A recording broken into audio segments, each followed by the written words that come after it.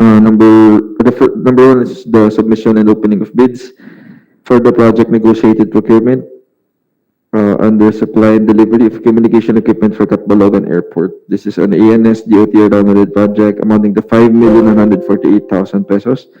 Do we have submissions for this? Sir, we don't have any submission for this project, but we receive a letter from Integrated, sir. Sige, can we go through it, please?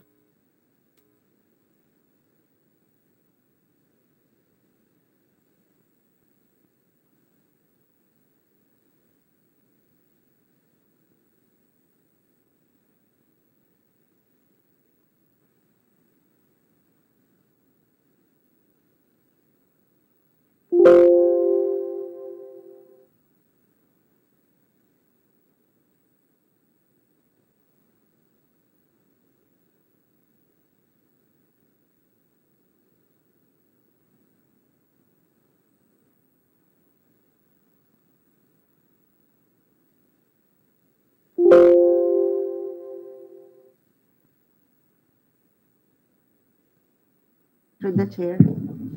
Yes, ma'am. Sir, ask ko lang kailan ba na-post yung ano? Kailan to pinost? We will check on that, ma'am.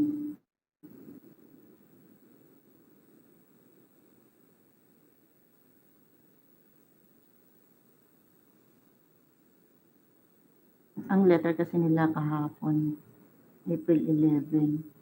So, yan ang ano nila.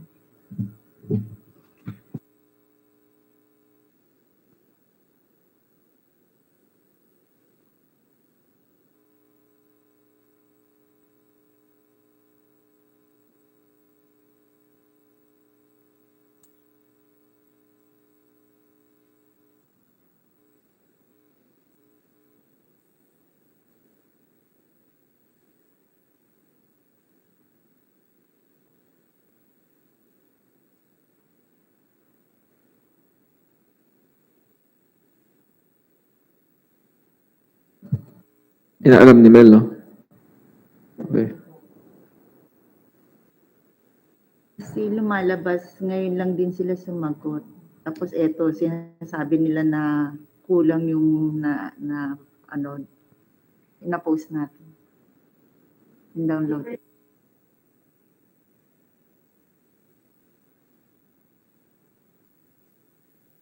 Bakit ngayon lang sila nag-react ng ganyan? April 5 tapos April 12 sila sasagot, magpa-receive. Parang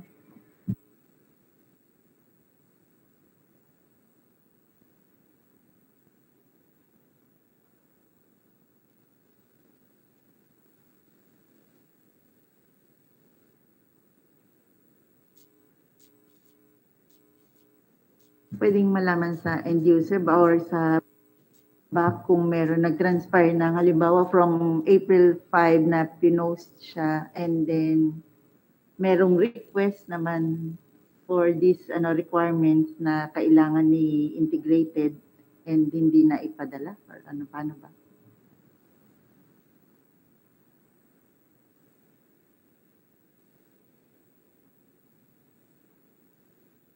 Sa paano yun, Mel? Ano nangyari? Mr. Chair, if I may. Yes. Sir, this is Frank Marty, sir. Sir, we actually, sir, the BAC Secretariat sent an invitation to the prospective bidders for this project. Since April 5, we haven't received any, the BAC Secretariat or the BAC office haven't received any communications or any feedback from those bidders who were invited for this project. And it was just stated this morning, Mr. Chair, that Integrated submitted their letter, Mr. Chair. So you're saying that since we sent the invitation, these pertinent documents and information that you're talking about were already available for them to access? Yes, Mr. Chair, this is actually available in our website, considering, Mr. Chair, that this is a nego, and the bid documents for this, sir, are available in our website as well as in the field job, sir. Because these are the same documents that were already posted beforehand. Okay. So That's there's correct, no sir. reason for them not to be able to access these. Sige. Alright, this is a motion. Ano ba to?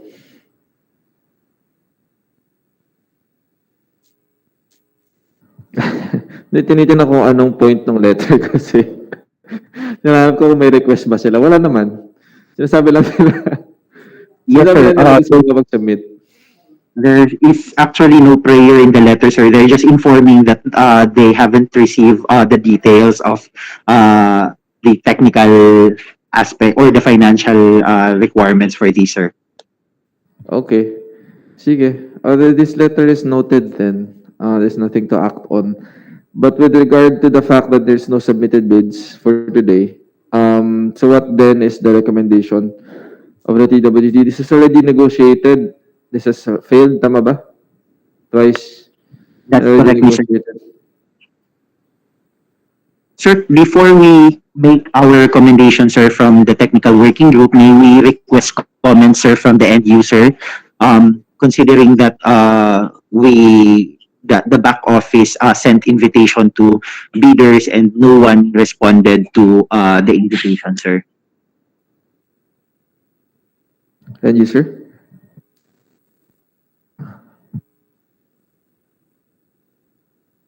Hello, good afternoon, Mr. Chair. Yes, ma'am. Uh, actually, I was not aware of when was this invitation given, so we're not notified on the activity dates. We just informed today about the negotiation meeting, so we're not informed. So we don't know which part are we going to get in. No, andito na nga po tayo, ma'am. There's already a letter invitation sent and then there's no bid submitted. So I think TWG just wanted to get some inputs kung what would be the pleasure of the end user with regard to how to go about this. Do we, Frank, if I'm not mistaken, do we declare it as failure and then repost it? Is that it? Yes, sir. We actually have the option to repost it or to declare a failure and repost it, or we can actually send back the documents, sir, to the end user for them to conduct further study as to why there is no submitted documents. Maybe the pricing is not attractive, or maybe some technical specifications are not or it's difficult specifications are difficult to comply with. So that is why, sir, we are asking for the comments from the end user in order for us to properly to give our recommendation before we are going to give our recommendation, Oh, okay. Mr. Chair, I would like to, Yes, what ma'am. is the The process? proper process I'm going, that declare this a failure again and then we post it for another round of negotiations. Or what Attorney Frank is suggesting is maybe this is also in the GPPB rules. It be returned to you, the end user, if there's a need for you to revise or to change any of the terms, so that there is a more chance for the next round of negotiations for bidders to join and to make submissions. because as far as I know, what was in the IRR is that the BAC will determine who are the qualified uh, prospective bidders. No, they should identify the those who are Yes, ma'am. We've uh, already done that. We've identified, we've sent invitation. The bidder has signified na hindi sila makapag-submit. And now, this is already at the part where they're supposed to submit and we're supposed to open. Walang nag-submit, so we're bound to declare this a failure. So, kasi nagtapos na tayo ma'am, doon, ma'am. So, we're already at the part where we're deciding whether i-repost ba to or ibabalik namin sa inyo to revise. I don't think there is any revision needed because if they have identified that they are legally, technically qualified, they should not be looking for terms of reference or specification because they are already qualified. for the technical. So it means technically and legally they are already qualified. So ang Yes, pinag-uusapan na ma'am. lang Pero hindi presyo. pa sila nag-submit. Yung So, problema natin. oo. Wala silang submission. So I think meron hindi malinaw along the way and we can do another set of negotiation na telling very clearly that they are qualified legally and technically and ang pag-uusapan na lang is negotiation on the price. I think ganun yung process. Mr. Chair, if I may. Yes, Frank. Mr. Chair, following the inputs of the end user, Mr. Chair, that they are saying that there's no need for the end user to revise or to go back with their the documents, specifically the TOR and the technical specification of the project. The technical working group then is recommending for the declaration of failure, considering that there is no submitted bids for today. At the same time, we are recommending for the reposting for the renegotiation of this project, Mr. Chair. Thank you, sir. Attorney Franco, just from the top of my head, isn't it also possible for us to just extend the deadline of the opening of bids and give the opportunity for those that we've already invited to comply, considering in their letter they're saying na wala lang silang access dun sa terms? Wouldn't that be, instead of having to declare it a failure and then posting it again, hindi ba possible na i-extend na lang? Yeah. I agree also. Because this is a negotiation, di ba? I was thinking na uh, what will be our process during negotiation? Are they going to propose first and then we go negotiate or negotiate muna then final? Paano yun yung proseso na tinatanong ko kanina? So what are we expecting from them and what can they expect from us? Ano yung actions on their part? Ano yung actions sa atin? So ganun yung yung process na tinatanong. Frank? Yeah. Ma'am Rose, the process is already established in 9184 and its IRR. So they're just going to submit the financial requirements and then we are going to open it and conduct the negotiation. After that, we will go through the review of their technical compliance. So I think the procedure is already set in the procurement law, so there's no need for us to make any revision or amendment to I mean how we go through with the negotiation. But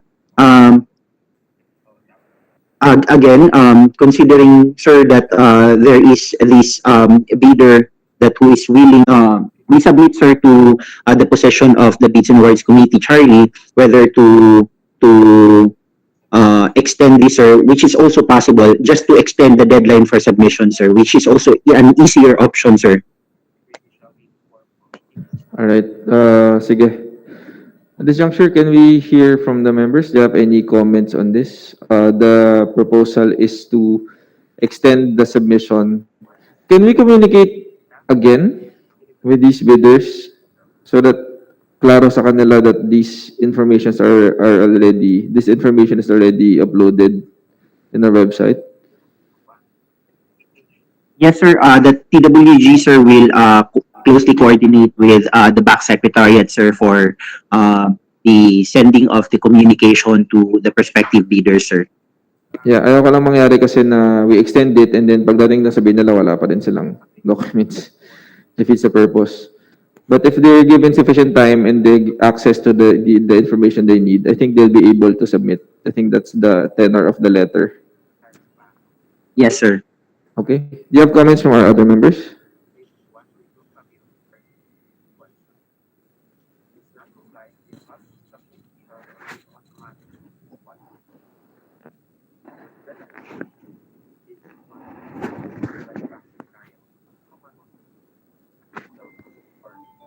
Okay po sa inyo yung proposal? Yes, sir. I agree with the extension na lang ng deadline. Okay. And you, sir, you're okay with that? Yes, they have already been qualified. legally and technically. So, No, ma'am. Actually, under the process, we're still required to verify that. There's no way for us to verify verify. that they're legally and technically qualified unless we see their documents submitted. Actually, yun ang hindi klaro sa, I mean, I think hindi yun klaro on both sides of us, no?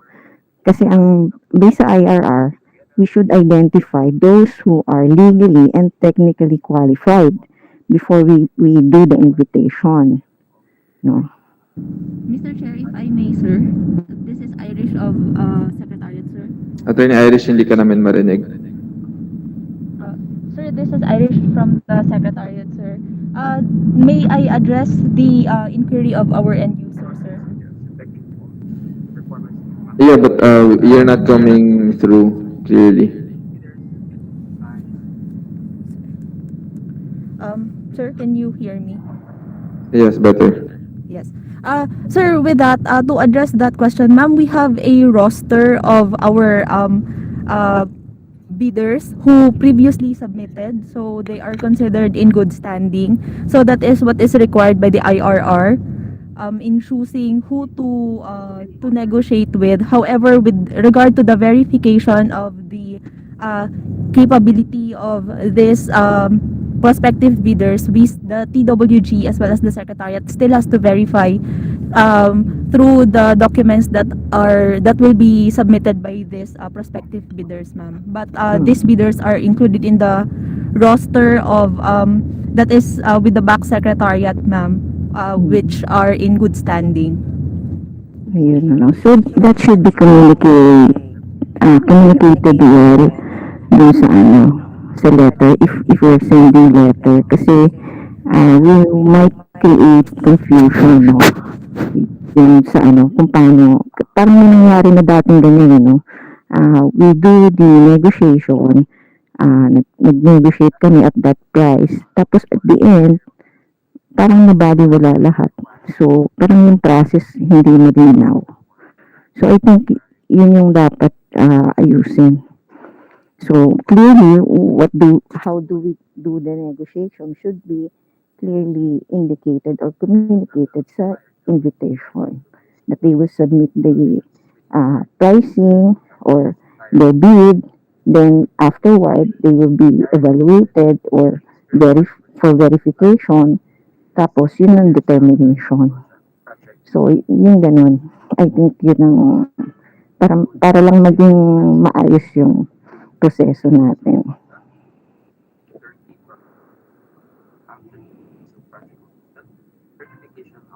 TWG, you have anything to say?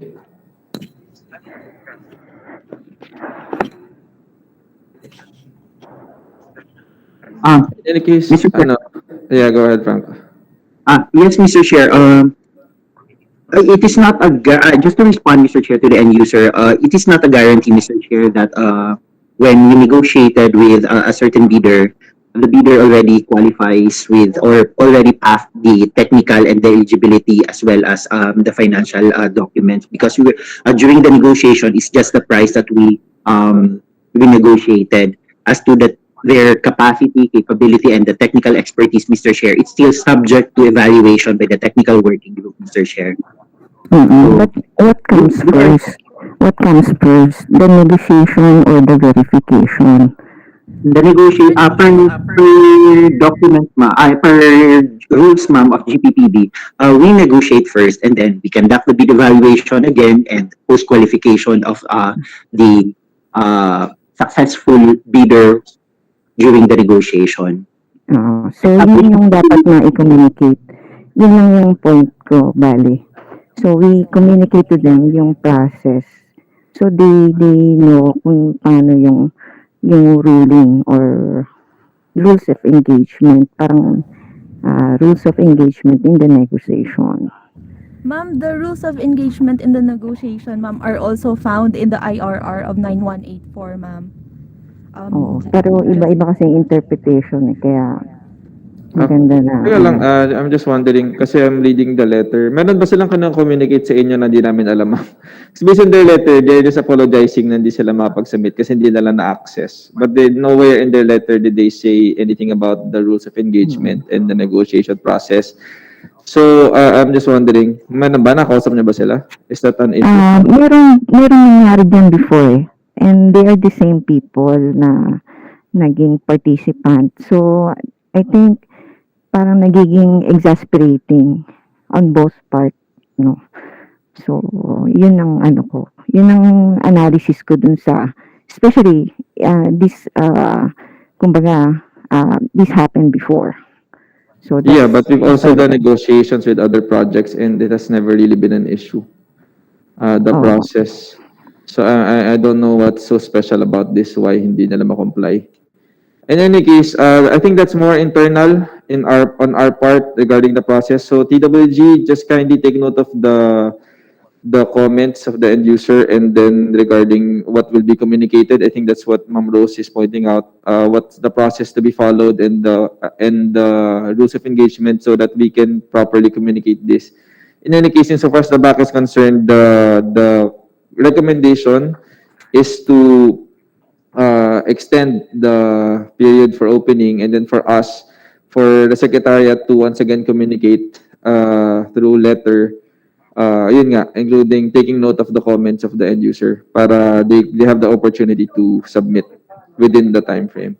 And I think thank you, Mr. we're Chair. asking for comments from our members. To the chair. Yes, Ma'am Joyce. Sir, tanong ko lang sa end user, may timeline ba to, ma'am, yung ma'am Rose, yung itong procurement natin na para Ma'am Joyce, actually, we're just instructed to have this bid, no? Even wala pa nga tong tower sa Katbalogan eh. So, I don't know where does the urgency coming from, but we're just instructed to have this bid Yes, ma'am. Kasi na parang may yung urgency. parang yung kanina, yung unang suggestion, recommendation ng TWG is ibalik nga yung bid document sa end user para for more evaluation ba ng project. Baka kasi meron nga mali, bakit walang sumasali. Yun, kaya Actually, we already did. kailan pa talaga dapat ito maikabit tong Oh, yes, ma'am. We have a group of people na from ANS who is looking on this. And for the prices, we have been asking RFQ. But since this is on an ongoing bid, mostly yung mga bidder are hesitant to give their prices. Yun ang analysis namin. Actually, ilang beses na kami since 2018. Nag-aas na kami ng quotation. No? But, yun, wala namang sumasagot. So, in terms of review, we did our part sa ANS, yung kabuuan. And we don't see na there is significant changes that we can do now.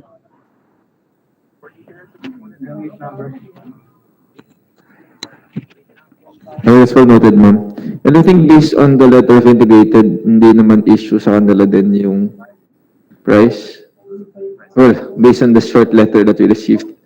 So maybe they are really interested. It just so happened na they had issues with the documentation. So I think the safest thing we can do now is to give them more opportunity to submit, considering this is a negotiated procurement in any case. So is there any other comments? If there's none, maybe we can adopt this recommendation from the TWG.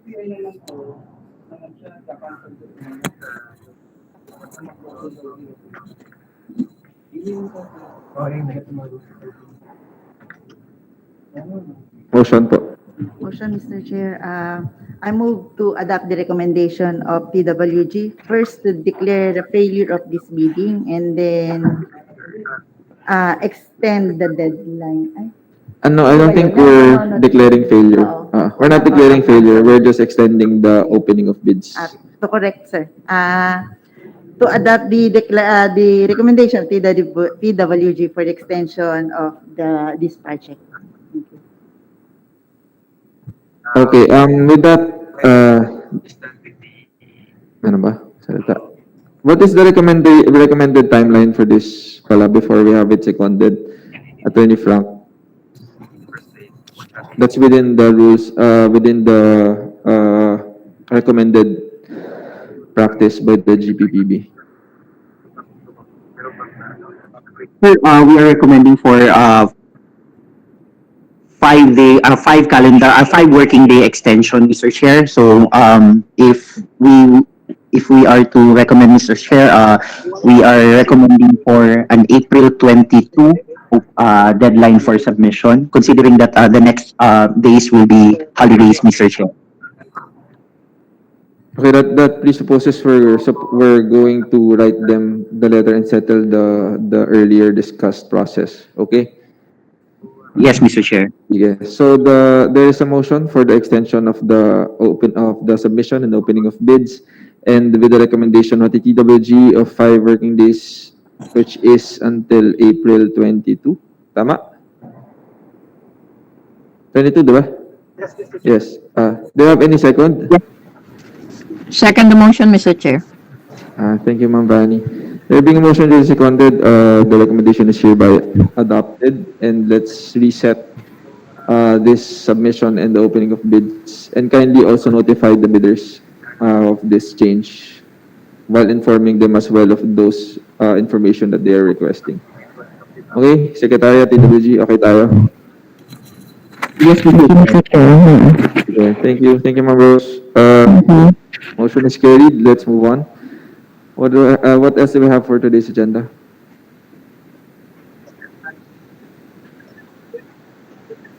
Ma'am? So other matters po. Other matters. TWG, anything? Mr. Chair, we are just completing the post-qualification. Just for the information of the BAC, Mr. Chair, we are just finishing or concluding the post-qualification evaluation of 3 projects, which is the MLang, Catbalogan, and Antique, Mr. Chair. And we will be ready to report the outcome, Mr. Chair, on Monday, sir. All right. Also, if I'm not mistaken, you're going to report on the next board meeting again of several projects. Kung kaya. Mr. Chair. Next board meeting is set on the 26th of April. Yes, sir. Noted, sir. All right. Anything else? Wala na? Okay, considering there's no more items in the agenda, we can already adjourn the meeting. Maraming salamat po for everyone attended, our members, online and present, and our observers. Maraming salamat, TWG Secretariat. Good afternoon. Thank you. Thank you. Thank you. Thank you, everyone. Thank you po. Thank you. Thank you.